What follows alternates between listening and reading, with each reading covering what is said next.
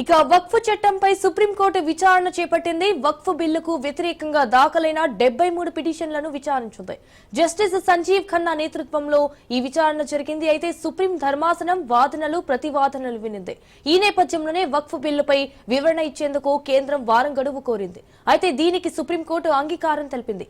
ఈ నేపథ్యంలోనే వక్ఫ్ ఆస్తుల్లో ఎలాంటి మార్పులు చేయొద్దని, వక్ఫ్ బోర్డులో కొత్త నియామకాలు చేపట్టొద్దని సుప్రీంకోర్టు సూచనలు చేసింది. ఇక వక్ఫ్ చట్టంపై యథాతథ స్థితి కొనసాగించాలన్న సుప్రీంకోర్టు స్టేటస్ కో కొనసాగుతుందని వెల్లడించింది.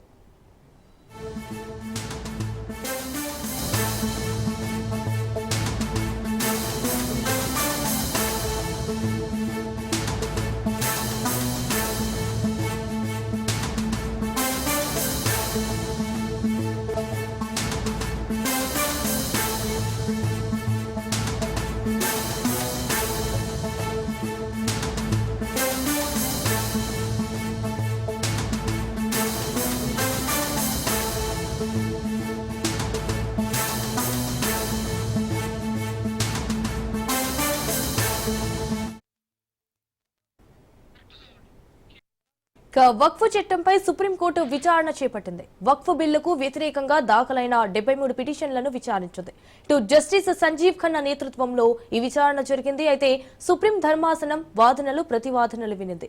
ఈ నేపథ్యంలోనే వక్ఫ్ బిల్లుపై వివరణ ఇచ్చేందుకు కేంద్రం వారం గడువు కోరింది. అయితే దీనికి సుప్రీంకోర్టు అంగీకారం తెలిపింది. ఈ నేపథ్యంలోనే వక్ఫ్ ఆస్తుల్లో ఎలాంటి మార్పులు చేయొద్దని, వక్ఫ్ బోర్డులో కొత్త నియామకాలు చేపట్టొద్దని సుప్రీంకోర్టు సూచనలు చేసింది. ఇక వక్ఫ్ చట్టంపై యథాతథ స్థితి కొనసాగించాలన్న సుప్రీంకోర్టు స్టేటస్ కో కొనసాగుతుందని వెల్లడించింది.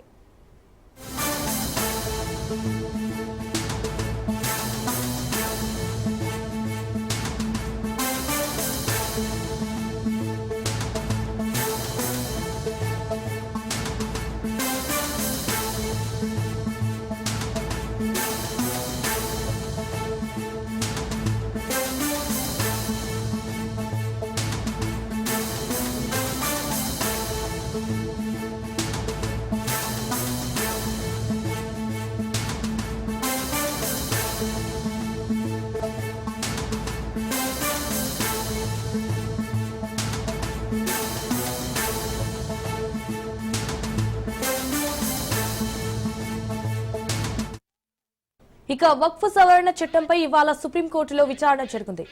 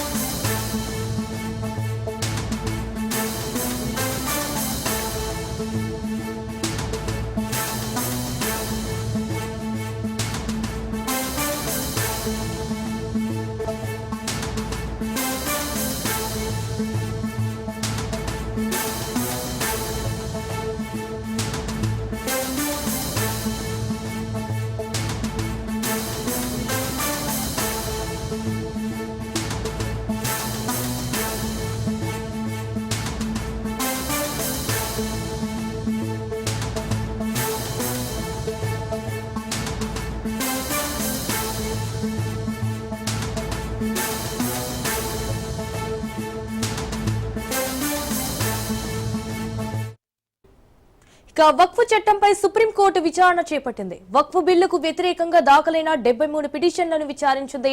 జస్టిస్ సంజీవ్ ఖన్నా నేతృత్వంలో ఈ విచారణ జరిగింది. అయితే సుప్రీం ధర్మాసనం వాదనలు ప్రతివాదనలు వినింది.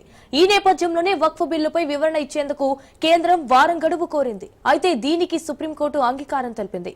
ఈ నేపథ్యంలోనే వక్ఫ్ ఆస్తుల్లో ఎలాంటి మార్పులు చేయొద్దని, వక్ఫ్ బోర్డులో కొత్త నియామకాలు చేపట్టొద్దని సుప్రీంకోర్టు సూచనలు చేసింది. ఇక వక్ఫ్ చట్టంపై యథాతథ స్థితి కొనసాగించాలన్న సుప్రీంకోర్టు స్టేటస్ కొనసాగుతుందని వెల్లడించింది. తాజాగా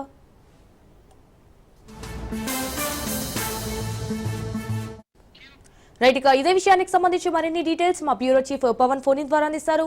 ఎస్ పవన్, చెప్పండి, దీనికి సంబంధించిన అప్డేట్స్ ఏంటి? వక్ఫ్ చట్టం పైన సుప్రీంకోర్టులో సెషన్స్ కో కొనసాగనుంది. అయితే మొత్తానికి చూస్తే ఆ వక్ఫ్ బిల్లుకు వ్యతిరేకంగా 73 పిటిషన్లు కూడా దాఖలు చేశారు. ఈ యొక్క పిటిషన్ సంబంధించి జస్టిస్ సంజీవ్ ఖన్నా నేతృత్వంలో విచారించేందుకు కూడా కేంద్ర ప్రభుత్వము కొంత సమయం కూడా అడిగింది. అయితే వక్ఫ్ ఆస్తుల్లో ఎలాంటి మార్పు చేయొద్దు, అంతేకాకుండా వక్ఫ్ బోర్డు లో కొత్త నియామకాలు చేపట్టొద్దని చెప్పి కూడా ఇప్పటికే సుప్రీంకోర్టు కూడా ఆదేశాలు జారీ చేసింది. అయితే వక్ఫ్ చట్టం పైన యథాస్థితి కొనసాగించాలన్నది సుప్రీంకోర్టు. అయితే మొత్తానికి చూస్తే వక్ఫ్ చట్టంలో మార్పులపై సుప్రీంకోర్టులో స్టేటస్ కో కొనసాగుతుంది. వక్ఫ్ ఆస్తుల్లో ఎలాంటి మార్పులు చేయొద్దన్నారు. కాబట్టి దీనికి సంబంధించి కూడా Yes, పవన్. మొత్తానికి 73 పవన్ తాజాగా ఇటు పిటిషన్లు పవన్ ఇటు తదుపరి విచారణ అయితే మే 5వ తేదీకి వాయిదా వేసింది అన్నట్టు తెలుస్తోంది. సో దీనికి సంబంధించిన అప్డేట్స్ ఏంటి? మొత్తాన్ని చూస్తే ఈ యొక్క విచారణ మాత్రము మే 5వ తారీఖు వాయిదా వేస్తూ మధ్యంతర ఉత్తర్వులు కూడా జారీ చేసింది. ఎందుకంటే ఇందులో పూర్తిగా 73 పిటిషన్లు కూడా దాఖలు చేశారు కాబట్టి ఆ పిటిషన్లకు సంబంధించి కూడా కొంత సమయము ఒక కేంద్రం కూడా కోరింది కాబట్టి ఇందులో ఆ 73 పిటిషన్లు ఎలాంటి అంశాలు పేర్కొన్నారు, దానికి సంబంధించి కూడా పూర్తిగా సమయం కావాలని అడగడంతో ఒక కేసును మాత్రము మే 5వ తారీఖు వాయిదా వేస్తూ కూడా మధ్యంతర ఉత్తర్వులు జారీ చేసింది. మొత్తానికి మాత్రం సుప్రీంకోర్టులో జస్టిస్ సంజీవ్ నేతృత్వంలో విచారణ కొనసాగనుంది. Right Pawan, thank you for the updates.